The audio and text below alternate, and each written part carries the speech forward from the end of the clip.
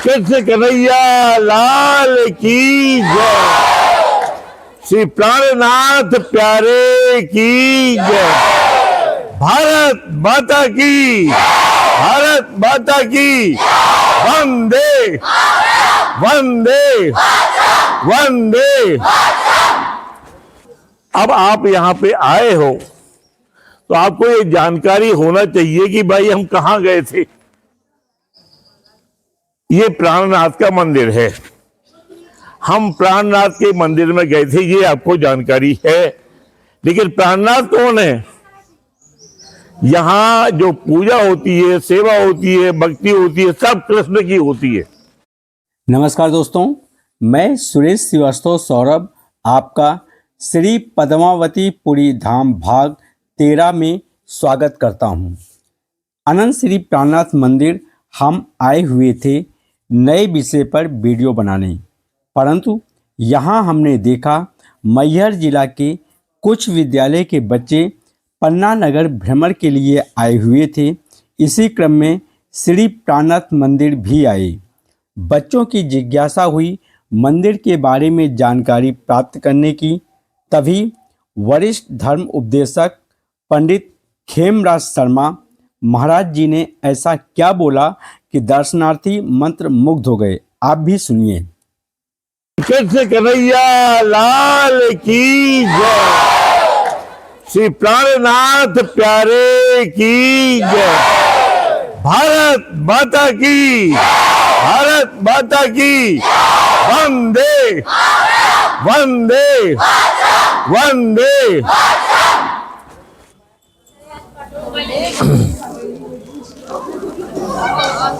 आनंद क्रम सच्चिदानंद पूर्ण परमात्मा की समस्त प्यारी आत्माओं, आत्मा और परमात्मा जिस पास से किरण है सूरज की, और वो मिल जाती है सूरज में, संपूर्ण सूर्य का रूप हो जाती है। उसी पास से आत्माएं हैं, समस्त आत्माएं परमात्मा में लीन विलीन हो जाती हैं। परमात्मा का अद्वैत स्वरूप होता है, जिसको अथर्वण वेद में लिखा है एको ब्रह्म द्वितीय नास्ति। ब्रह्म एक है। अवतार हुए, तीर्थंकर आए, पैगंबर आए, रिफॉर्मर्स आए, ऋषि मुनि मनीषी आए, वो सब उनके अंश अवतार, विवाह अवतार, भावावतार उनके अवतार होते गए, लेकिन ब्रह्म एक है। और हम उस ब्रह्म की, परमात्मा की आत्माएं हैं। अब आप यहाँ पे आए हो तो आपको ये जानकारी होना चाहिए कि भाई हम कहाँ गए थे। ये प्राणनाथ का मंदिर है। हम प्राणनाथ के मंदिर में गए थे, ये आपको जानकारी है। लेकिन प्राणनाथ कौन है? यहाँ जो पूजा होती है, सेवा होती है, भक्ति होती है, सब कृष्ण की होती है। अभी मंदिर खुलेगा, आप दर्शन करेंगे तो क्या दर्शन करेंगे? मुरली सोने की, सोने का सब बड़ा भाई सिंहासन है, विशाल, पूरा स्वर्ण का है। अंदर देखेंगे आप, बागे हैं, वस्त्र हैं, मुकुट है, हीरों से जड़ी हुई इतनी विशाल मुकुट है। सब आप दर्शन करेंगे तो आप दर्शन करेंगे कि मुरली है, मुकुट है, बागे हैं, वस्त्र हैं। तो कृष्ण का मंदिर क्यों नहीं कहते? प्राणनाथ का मंदिर क्यों कहते हैं? ये थोड़ी जानकारी आपको होना आवश्यक है। श्री कृष्ण जी का प्रादुर्भाव हुआ, प्रकटीकरण हुआ, 11 बरस 52 दिन लीला उन्होंने की ब्रज में और गोकुल में, मथुरा में। इसके बाद उनका जो स्वरूप है वो द्वारकाधीश के रूप में हुआ, और इस प्रकार से वो पारब्रह्म परमात्मा का जो स्वरूप है वो कृष्ण के रूप में यहाँ पे आया। श्रीमद् भागवत का 10वां स्कंद 33वां श्लोक में आप देखें, उसमें लिखा हुआ है, अभी म्यूजियम खोलेगा आपको दिखाएंगे ये जो हम बोल रहे हैं इसकी पिक्चर दिखाएंगे। पूरा म्यूजियम अंदर तक गया है, काफी बड़ा है, खुलने वाला है। वो जो हम बोल रहे हैं वो आपको दिखाएंगे। तो उस पारब्रह्म परमात्मा की जो अद्वैत स्वरूप है उसकी लीला जब यहाँ पे होनी थी तो इस लीला के अंतर्गत वो प्राणनाथ के रूप में कैसे प्रकट हुआ ये समझने वाली बात है। वो कृष्ण आनंद कंद सच्चिदानंद श्री कृष्ण जी जो गीता में श्रीमद् भागवत में वर्णित है वो स्वरूप प्राणनाथ के रूप में कैसे आया ये समझने वाली बात है। भागवत कहती है, जैसा कि हमने बताया 10वां स्कंद 35वां अध्याय में आप देखेंगे कि जब ब्रज से रास में गोपिकाएं गईं, भगवान कृष्ण ने बंसरी बजाई अखंड वृंदावन में। वो अक्षर ब्रह्म का चौथा अंतःकरण है, संसार का नहीं है स्थान। वो वहां पर चिन्मय स्वरूप में पूर्ण परमात्मा का स्वरूप था और गोपिकाएं गईं तो भागवत कहती है उन्होंने शरीर छोड़ दिए। भागवत कहती है गोपिकाओं ने शरीर छोड़ दिए, उनके प्राण गए। तो वहां पर उन्होंने कृष्ण नहीं कहा, गोपाल नहीं कहा, कन्हैया नहीं कहा, गिरधारी नहीं कहा, जब तक उनके नाम नहीं कहा उन्होंने वहां प्राणनाथ कहा है। प्राण गए, नाथ मिले तो उन्होंने वहां पे प्राणनाथ करके आत्मसात हुए हैं। योग हुआ है, वो योग माया का ब्रह्मांड कहलाता है। तो योग का मतलब होता है प्लस होना। 5 और 7 को हम प्लस कर दें 12 हो जाएगा, तो 5 भी खत्म 7 भी खत्म 12 एक नया अंक आ जाएगा। ठीक इसी प्रकार से आत्माएं जब परमात्मा में लीन होने जाती है तो ये पंच भौतिक शरीर, जल तेज पृथ्वी वायु आकाश का ये शरीर है, इसमें विकार हैं, काम क्रोध लोभ मोह मद मत्सर ईर्ष्या दोष कपट, दुनिया के विकार भरे हुए हैं। ये पंच भौतिक शरीर जब चला जाता है, जल जल में तेज तेज में वायु वायु में आकाश आकाश में विलीन हो जाता है, तो विकार उसके साथ में चले जाते हैं। हम आत्मवश हो जाते हैं। विशुद्ध आत्मा यानी आकार न निराकार शुद्ध साकार का स्वरूप हमारा बनता है। आप मंदिर में प्रवेश करेंगे तो आप देखेंगे कि पूरे परिक्रमा में एक एक गोपी एक एक कान्हा है। रासलीला का देखेंगे तो कान्हा कन्हैया तो एक ही है, गोपिकाएं अनेक हैं। लेकिन आप मंदिर के अंदर जब जाएंगे तो देखेंगे कि एक एक गोपी है, एक एक कान्हा है। जितनी भी गोपिकाएं हैं उतने कान्हा हैं। ये आप अभी दर्शन करेंगे। ये एक प्रतीक है कि हम मंदिर के अंदर प्रवेश करें तो हमारे जो विकार हैं, जो हमारा शरीर का विकार है, उसको हम बाहर छोड़ जाएं, हम मंदिर के अंदर आत्मवश जाएं। ये जो घंटा बजा है ये 400 वर्ष पहले से बज रहा है। इसमें लंदन से आया है तो 3 घंटे अभी आप म्यूजियम में देखेंगे। 2 एक हो गए, तीसरा है ये 25 किलोमीटर दूर सुनाई देता है। जो भी किशोर जी के दर्शन यहाँ दर्शन करने आते तो वो कहते हैं हमने रात्रि को जब 4 बजे सुना तो हम सुन के आए। तभी से ये बजता है घंटा प्रत्येक टाइम पे 24 घंटे में। तो हम कह रहे थे कि आप अंदर जाएंगे तो हर एक गोपी के साथ में कृष्ण आपको मिलेगा, यहाँ दिखाई देगा। बड़ा सुंदर चित्र है, मूर्ति है, पूरी मूर्ति दिखाई देगी अभी आपको। ये एक प्रतीक है कि आप मंदिर के अंदर जाएं तो अपने शरीर के जो विकार हैं वो बाहर छोड़ जाएं। ना सास बहू की वहां पे शिकायत करें, ना बहू साहब की, ना भाई भाई की, ना कोई भी बात मंदिर के अंदर संसारिक ना करें।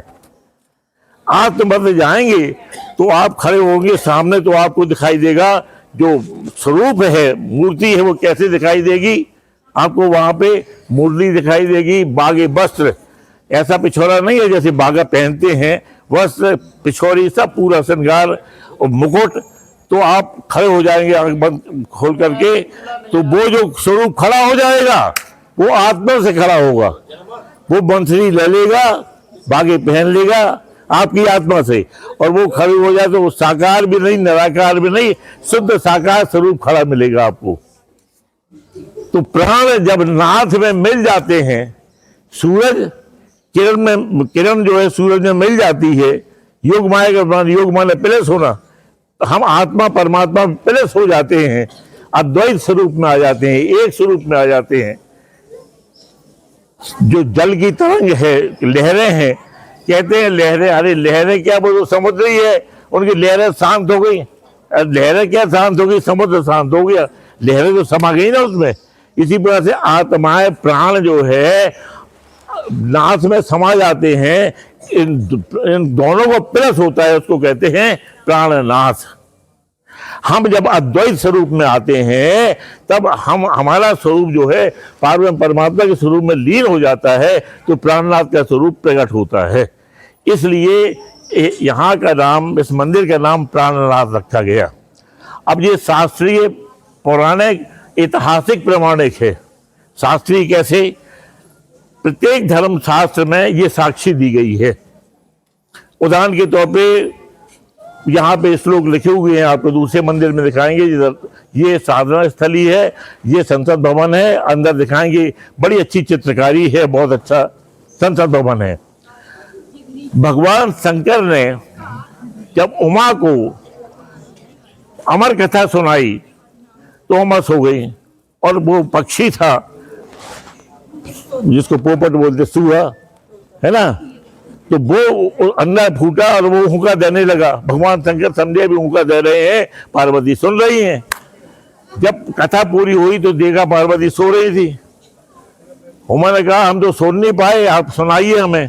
कहते मैं जोगी हूं, वो तो जो पारब्रह्म परमात्मा का है, तुम अवा हो, वो तो चला गया। अब वो 28वें कलयुग में आएंगे, हम यहाँ पर आपको ये म्यूजियम में चित्र दिखाए जाएंगे, आपको यहाँ पे आपको दर्शन कराएंगे।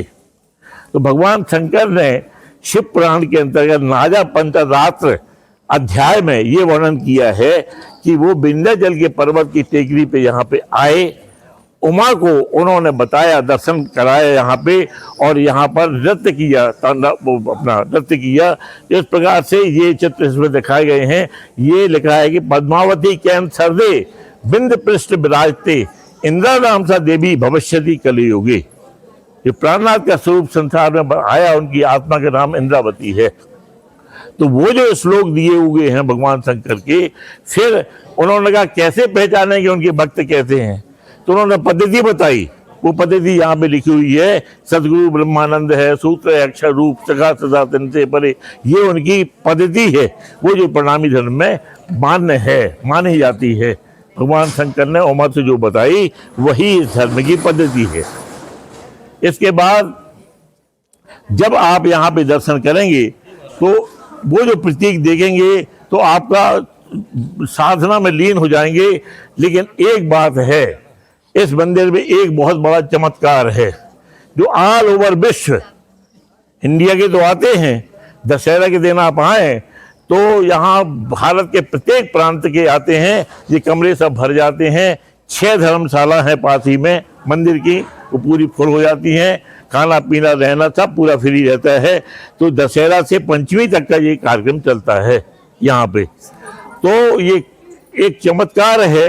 ये मंदिर के पीछे एक दरवाजा है, उसमें कड़ा लगा हुआ है। आप हमारी विरासत खोलें, उसमें देखें तो कड़ा का चमत्कार बोलें तो आपको पूरा हम समझाएंगे उसमें कि वो कड़ा कैसा है कि दैहिक दैविक भौतिक कोई भी ताप हो, आपको किसी प्रकार का कष्ट हो, वो कष्ट दूर होते हैं गारंटी से। कोई ऐसी बात नहीं समझना, इसलिए कि ऑल ओवर वर्ल्ड के लोग, अमेरिका, कनाडा, रूस, जापान, सब कहीं के यहाँ पे पानी लेके जाते हैं।